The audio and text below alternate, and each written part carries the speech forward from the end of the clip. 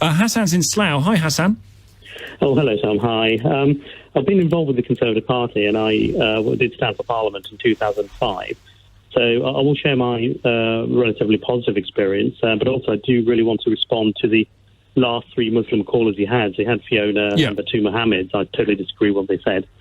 So in terms of my experience, I've spoken at the Conservative Party conferences twice, quoting Quranic verses and biblical verses, and they were always taken positively.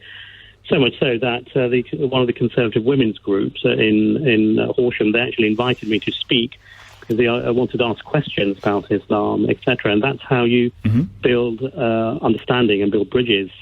So when Fiona was actually asked about evolution, well, we should welcome that. Any questions or challenges there are, that is not Islamophobia. It's a genuine need to understand, and that's how you clear ignorance. But making fun and making people feel uncomfortable and picking on them, and that's not great. I mean, that shouldn't accompany genuine intrigue and investigation, should it?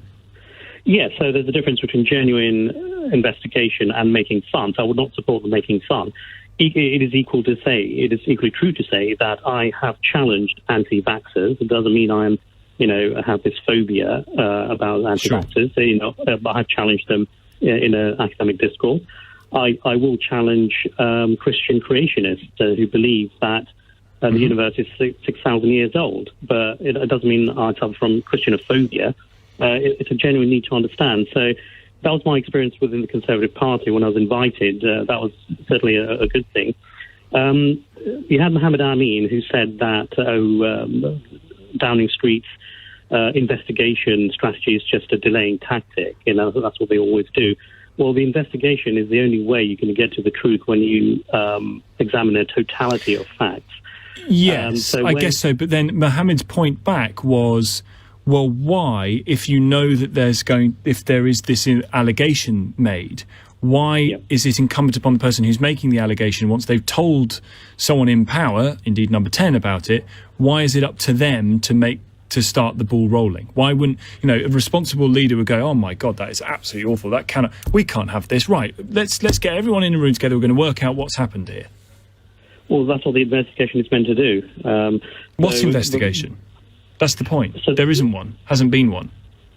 Okay, so in order to start investigation, they have to examine exactly what the claim is. So it is the duty of someone like Nusrat Ghani to actually say exactly what had happened, and then she has. She told the Prime Minister. The Prime Minister. Number 10 have today in a statement said that the Prime Minister met with Nusrat Ghani about all this.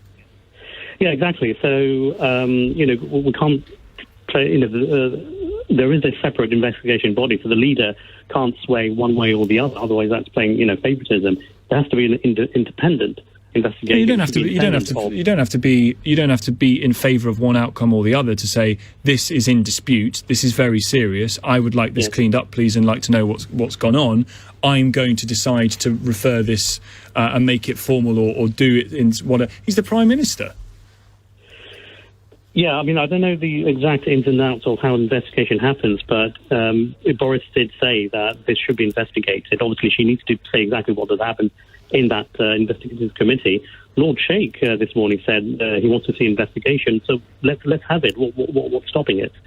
But that's my question. Why is it? Because at the moment the government is saying Nusrat Ghani needs to make the complaint formal, and a lot of people are looking at that rather quizzically and saying, well, hang on a minute.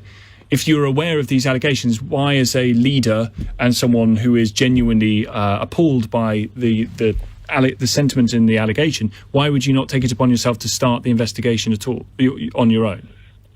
Well, because he may not necessarily be the leader of that investigation. Someone else might be. So you don't want to take that responsibility. Sue Gray.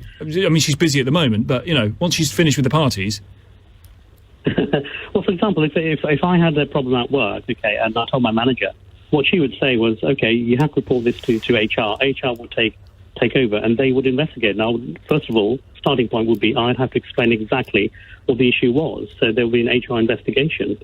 It's the same scenario here. And if I may, if I can respond to the other Mohammed who talked about Israel and Zionism.